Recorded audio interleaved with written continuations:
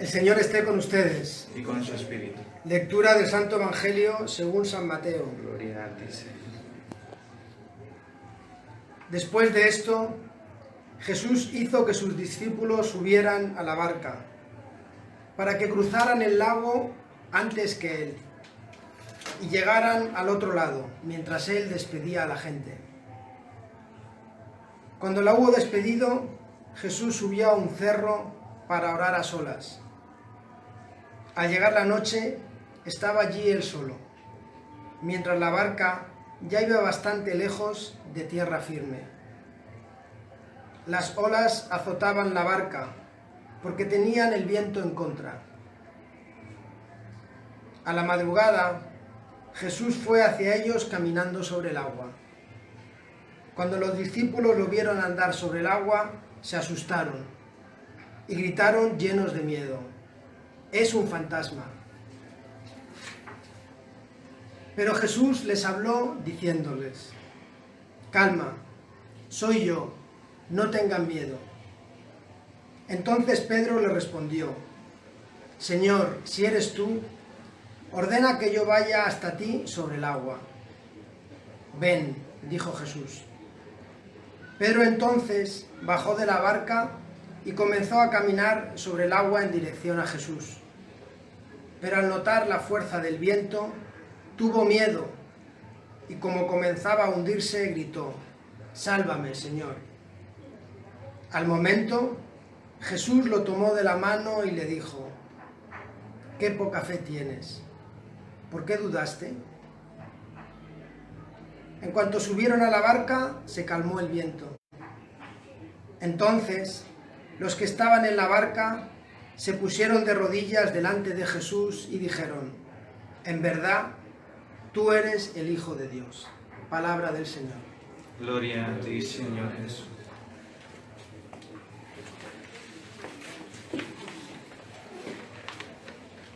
Bueno, pues primero mencionar que se me olvidó que hoy tenemos la suerte de que nos acompañan unas amigas, compañeras de la Populorum Santa Rosa, que como les dijimos la semana pasada, pues queremos ir rotando a las personas que viven aquí cerca de donde vivimos, donde estamos ahora.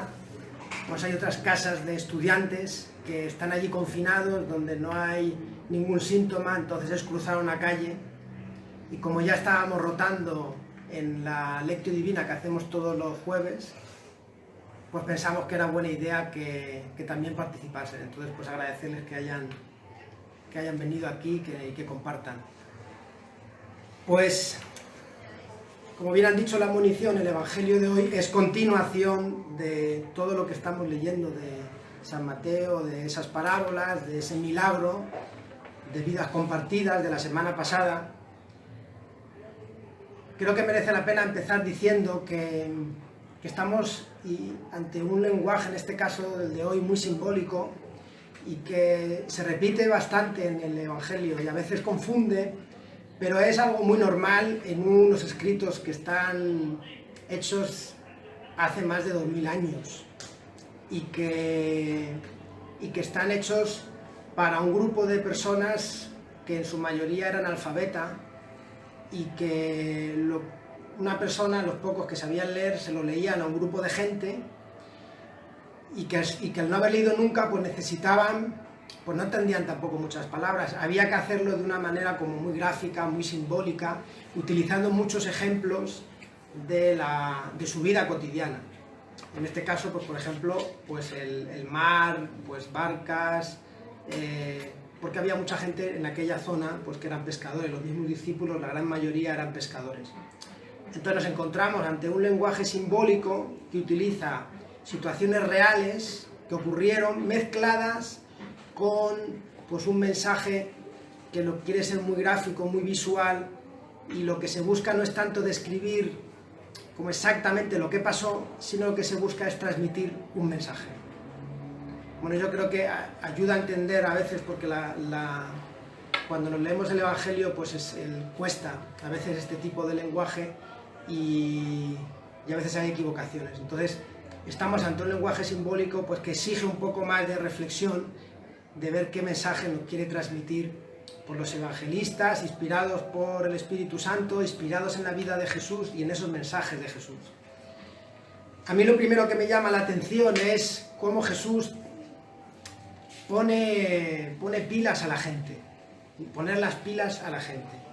Que si se fijan, Jesús la semana pasada pues venía de una situación muy difícil, por la compasión, por la propia fuerza que le sale de Dios, pues que él iba con ganas de descansar y ve a un montón de gente, pero fue un éxito. Ese milagro compartido funcionó y Jesús también tendría razones para decir: lo vamos a celebrar, vamos a sacarle todo el rédito para demostrar lo bueno que soy. Y como que Jesús no hay tiempo para la complacencia, como para que es que el mundo tiene muchos problemas y hay que ponerse las pilas y ponerse en marcha. Y Jesús, pues dice el Evangelio en otras traducciones, aquí no viene, pero que los apresuró, que le metió prisa a los discípulos para que se pusiesen en camino, para que se subiesen a la barca y que fuesen por delante. También una cosa muy importante yo veo del Evangelio es que Dios quiere, que Jesús quiere que nosotros vayamos por delante, que nos adelantemos a Dios. Lo que muchas veces en el Evangelio, tu fe te ha salvado. Dios quiere que nosotros seamos protagonistas del cambio, porque un buen padre como es Dios quiere que sus hijos sean los que aprendan haciendo y que cada vez tomen más responsabilidad. Un buen padre no deja a sus hijos en segundo lugar, sino que les expone para que aprendan, para que vayan creciendo. Y yo creo que detrás de esta idea de que se suban a la barca y que vayan delante mía es una idea muy importante. Y que rompe también un poco esquemas, porque muchas veces pensamos que nosotros no podemos, que es Dios el que lo puede todo. La semana pasada pues también le hacíamos la pregunta a Isaías sacó un 100, que es que no lo podemos, que Dios no lo puede todo, que Dios quiere que nosotros participemos y Dios por supuesto ayuda. Entonces pues aquí en este proyecto, en la parroquia, en esta comunidad de personas pues que queremos seguir el Evangelio, pues aplicamos esa lógica. Los que conozcan lo que hacemos aquí con los jóvenes, en las casas Populorum y en el Centro de Capacitación Juvenil, es precisamente eso, es animar a las personas para que se lancen ellos, para que agarren la barca y se metan en el mar de la vida. El mar, en la Biblia, pues significa la vida, significa el caos de la realidad.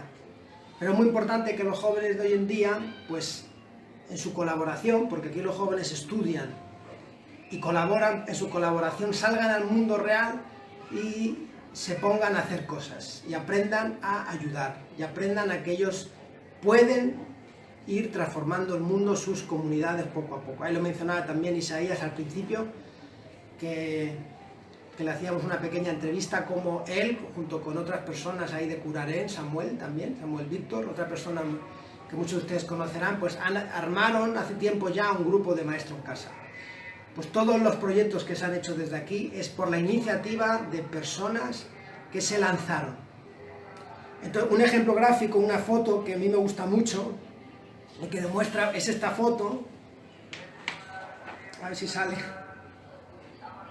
que ahí distinguirán al padre Patricio, a Rosa, jovencita, y aquí a Porfirio, que muchos le conocerán. Pues bien, esto es una foto del año 2005 de la Escuela Santa Teresa. Pues el padre Patricio, buen seguidor de Jesús, pues lanzó a Rosa y a Porfirio para que gestionasen la construcción de una escuela que a día de hoy tiene más de 2.000 niños, una gran inversión, un gran proyecto, pero que fueron ellos los que gestionaron el proyecto, contratando albañiles, arquitectos, gestionando las ayudas que venían de España, y de esa experiencia pues sale gente pues tan competente pues como son Rosa y Porfirio ahora. Y también aquí ocurre una cosa muy curiosa, que es que dice que Jesús se fue a rezar. Pues cuando uno lanza a la gente, pues muchas veces tiene que rezar lo que pueda. Yo creo que el padre Patricio, cuando les puso en mano este proyecto, se fue a rezar para ver que lo hiciesen bien. Y como Dios escucha, pues el proyecto pues salió muy bien. Jesús quería que los discípulos creciesen, pero para crecer uno le tiene que dejarte solo, un poco solo, para que crezcas, para que no estés siempre debajo de las faldas de mamá. Es un ejemplo así que se dice mucho. Pero Jesús no le deja solos porque reza a Dios y está rezando para ver si les abre la mente y les da las fuerzas para que no se hundan. Bueno, pues esa labor de Jesús creo que es muy importante y la gente tan extraordinaria que hay aquí en este proyecto son personas que han crecido al lanzarse, al no quedarse en la orilla, al lanzarse, al verse capaces de poder salir a ese mar, que es la realidad, y darse cuenta de que pueden remar y que pueden avanzar y que pueden ir por delante. También una experiencia que vivimos nosotros aquí es que cada vez que este grupo de jóvenes crece, pues muchas veces están por delante tuya, tienen más ideas que tú, tienen más conocimiento que tú. Y eso pues sinceramente es una gran bendición, ver cómo las nuevas generaciones, pues si les empujas, si les animas, pues ellos se pueden ir haciendo cargo de las cosas. ¿Pero qué ocurre? Pues ocurre que en el camino de la vida, en ese mar que es el camino de la vida, pues vienen los problemas. Y se mueve la barca, y llega el viento, y le entran los miedos por las dificultades de la vida. Y aquí hay una cosa curiosa porque este evangelio resume varios miedos, pero el miedo fundamental es el miedo a Jesús. Los discípulos, cuando ven a Jesús caminando sobre las aguas, les entra el miedo porque ven que ese Jesús tiene algo especial. Al decir un fantasma es como algo que se sale de lo normal. Jesús a sus discípulos, si se fijan en el Evangelio, constantemente les pregunta: ¿quién creen que soy yo? Los discípulos en Jesús les cuesta, aquí en Honduras se dice, les cuesta que les caiga el 20, es decir, les cuesta reconocer que en Jesús está Dios. Porque reconocer que Jesús es Dios, que el rostro humano de Jesús es el rostro de Dios, es reconocer que todo lo que dice y todo lo que hace Jesús es la verdad. Y frente a ese espejo es muy difícil verse. Cuando hablas con alguien que sabes que te va a decir la verdad, pues te da miedito, porque sabes que tiene razón y que tú muchas veces pues miras a otro lado y que tienes tus errores. Y los propios discípulos pues veían en Jesús una persona que les podía mejorar su vida, que iba a ser un salvador, que iba a crear otro reino donde ellos iban a ser importantes, etc. Pero cuando Jesús les va explicando que ese no es el camino, que el camino es otro, que el camino es un camino de servir a los demás, de hacer un reino diferente, eso les rompe los esquemas. Y también se están dando cuenta de que Jesús tiene verdad en eso, y que ellos mismos no son, pues están un poco lejos de esa manera de ser que les pide Jesús. Y ese miedo es posiblemente el principal miedo del mundo. Porque fíjense que en el día de hoy todavía yo creo que muchos de nosotros tenemos ese miedo a Jesús en el sentido de que no reconocemos que Jesús es el rostro de Dios y pensamos que Jesús pues fue una persona histórica muy buena, que lo que hizo Jesús era por aquella época, pero que esas exigencias de Jesús de servir, de salir de uno mismo, de perdonar siempre, que eso como que no va con nosotros. Y también o encerramos a Jesús en la iglesia y lo reducimos a que Jesús se queda contento si vamos a misa, se queda contento si cumplimos los ritos. Y la verdad es que si vemos a Jesús como Dios, que significa que todo lo que Él dice es la verdad, y como les digo, nos miramos a ese espejo y miramos a Jesús que nos pide, pues la semana pasada, que demos de comer, que nosotros podemos, y luego miramos a nuestro armario y miramos a nuestras cuentas corrientes, o miramos a nuestro celular, o un Jesús que nos pide que perdonemos siempre, 70 veces 7, y luego miramos nuestro resentimiento, nuestra dificultad para perdonar, para tener misericordia, pues pues estamos un poco lejos. Y es porque nos da miedo lo que nos dice Jesús, porque supone un esfuerzo muy grande que nosotros quizás vemos que no podemos. Yo muchas veces aquí comentamos con los jóvenes y aquí en la parroquia también, en el mundo hay 1.700 millones de cristianos. Pero si de verdad hubiesen 1.700 millones de personas que ven en Jesús a Dios, ¿cómo sería el mundo? O en las Populorum muchas veces, aquí todos somos cristianos, ¿cuántos somos? 20. ¿Cómo sería una casa de estudiantes Populorum si todos viésemos en Jesús el rostro de Dios? No habría problemas en la Populorum, todo el mundo se perdonaría, todo el mundo se ayudaría, nadie se iría triste, nadie se iría porque no ha aprendido, porque todos estaremos preocupados de que esa persona aprenda. Bueno, pues, pero lo bueno de este Evangelio es la actitud de Pedro. Cuando Pedro, con sus dudas, con sus imperfecciones, pero Pedro sale de la barca, y para Pedro salir de la barca es salir de su seguridad. Recuerden que Pedro es un pescador, y él, bueno, pues que se mueva la barca, los vientos, etcétera, pues más o menos yo creo que eso lo conocía, pero para Pedro salirse de la barca y ponerse a andar sobre las aguas, eso es impensable, inimaginable. Pero es el ejemplo de la persona que rompe con una forma de ser y quiere ser de otra manera diferente. Y creo que esa actitud es clave. Creo que allí, en ese gesto de Pedro, que Pedro tiene que repetirlo 1001 veces, luego niega a Jesús, y luego cuando en la resurrección de Jesús ya Pedro, cuando reconoce a Jesús, se lanza al mar. Pues ese lanzarse, en España se dice tirarse a la piscina, el decir, me creo que Jesús es Dios, me creo lo que me dice, de que tengo que dar mi vida por los demás, que tengo que perdonar, y me lanzo, creo que ahí está la clave de muchas cosas. Porque eso de andar por encima de las aguas es ver la realidad desde los ojos de Dios de una manera muy diferente. El inicio de la Iglesia, también la teología habla de que la barca es el ejemplo de la Iglesia. Esa actitud de Pedro es el inicio de una iglesia que empieza con los hospitales, que empieza con las escuelas, con las universidades. Hasta entonces nadie había pensado que podía haber hospitales y que la gente pobre necesitaba de un lugar para morir dignamente y que podía tener atención. Y la educación era un privilegio de 4.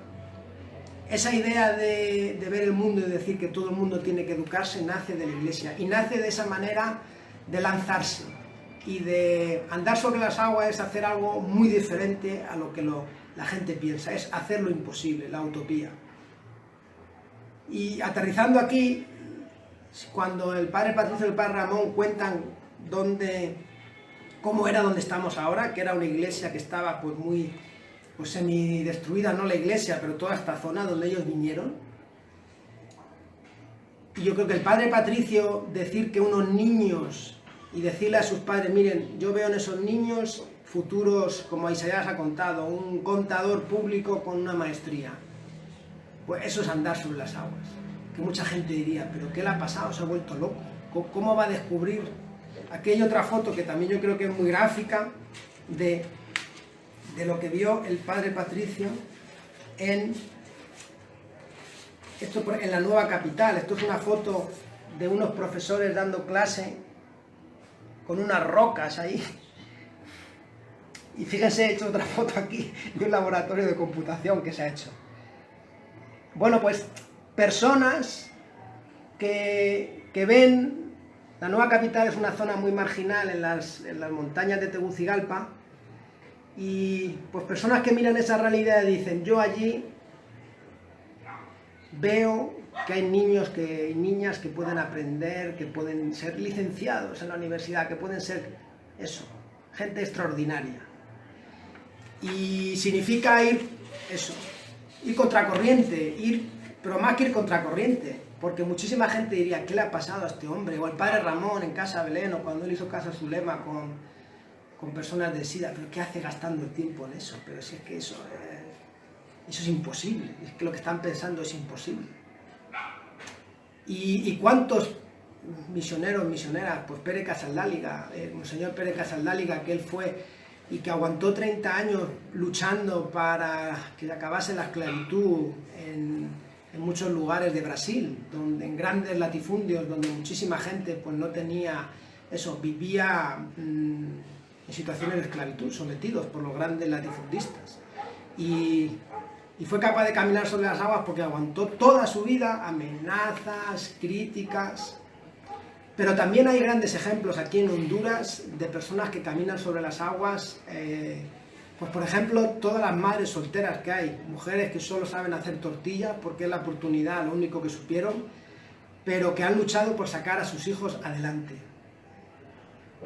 Y mucha gente diría, pero ¿qué haces? Deja a tu hijo, huye. Hay mujeres y hombres también que dejan a su familia, pero aquí hay muchas mujeres que para mí caminan sobre las aguas porque dicen, no, yo voy a sacar adelante a mis hijos. Incluso hay mujeres que agarran otros hijos, que tienen hijos suyos biológicos y han agarrado 2 hijos de una vecina que se fue, no sé qué, y son capaces de sacar adelante a esa familia y poner a sus hijos y sus hijas a estudiar, y van a la universidad. Eso es...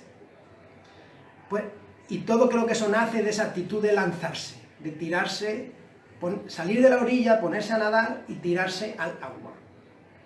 Y saber que si uno ve a Jesús, que eso es lo último que del Evangelio, que es muy importante, que uno puede mantenerse a flote. Creo que la clave que nos dice el Evangelio hoy, y son las 3 lecturas, están muy bien escogidas, que es descubrir a Dios en el rostro humano de Jesús. La primera lectura nos dice que buscamos a veces a Dios en lo espectacular, y no, Dios se refleja en una persona, que es Jesús. Una persona de carne y hueso, Jesús. Verdaderamente hombre y verdaderamente Dios. Pero la brisa que dice la primera lectura es algo cotidiano. A Dios no lo vamos a encontrar en grandes espectacularidades, sino en lo cotidiano, en la forma de ser de las personas.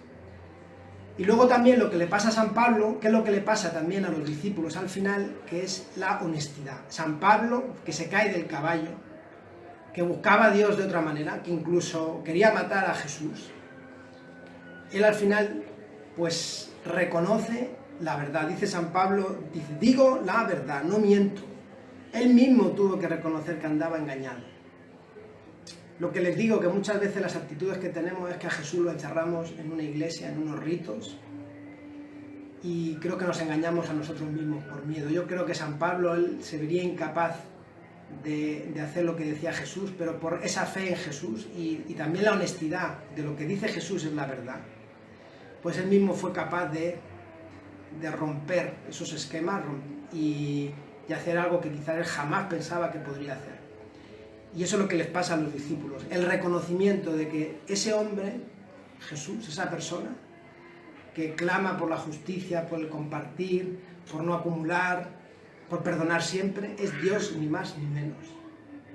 Y ahí encontramos la fuerza para resistir en un mundo que hay mucho viento y que van en contra de las ideas de Jesús, porque lo que prima es lo fácil, lo cómodo, el acumular, el ir a lo suyo, etc. Pero yo creo que las personas que tienen ese convencimiento y ven de que Jesús es Dios, y ven en la sencillez de Jesús a Dios, y son honestos consigo mismos, y se miran al espejo y dicen, pues sí, es verdad, es que Jesús tiene razón, tengo que seguirle, aunque piense que no pueda, me tengo que quitar el miedo, porque precisamente Jesús es Dios y me va a dar la fuerza. Y creo que yo mismo en mi vida, yo jamás me hubiese visto aquí en Honduras, en estos lugares, y al final, pero por darme cuenta de que es que Jesús tiene razón, es que tiene razón. Y lanzarte, y te subes a la barca y te das cuenta que tienes que tirar la barca y ponerte a andar y decir, ¿seré capaz yo de vivir en estos lugares? ¿Seré capaz yo de vivir sin comodidades? ¿Seré capaz yo de enfrentarme a situaciones tan difíciles? Que eso es andar sobre las aguas. Y sí, uno es capaz. Si nace de ese convencimiento y también de esa fe, de esa confianza de que Dios te va a dar la fuerza. Y creo porque los testimonios del padre Patricio, del padre Ramón, de tantos misioneros, de estas mujeres que les comentaba, de tantas personas en Honduras que resisten y que no se hunden en la vida. Y acabo para decirles que, hablando con el padre Ramón, me decía que la otra orilla, porque el camino, este mar es la vida, y en la otra orilla, pues es lo que ahí nos espera Dios. Y Jesús quiere que nos adelantemos, verdaderamente, hombre, pero sabe que Él nos va a acompañar.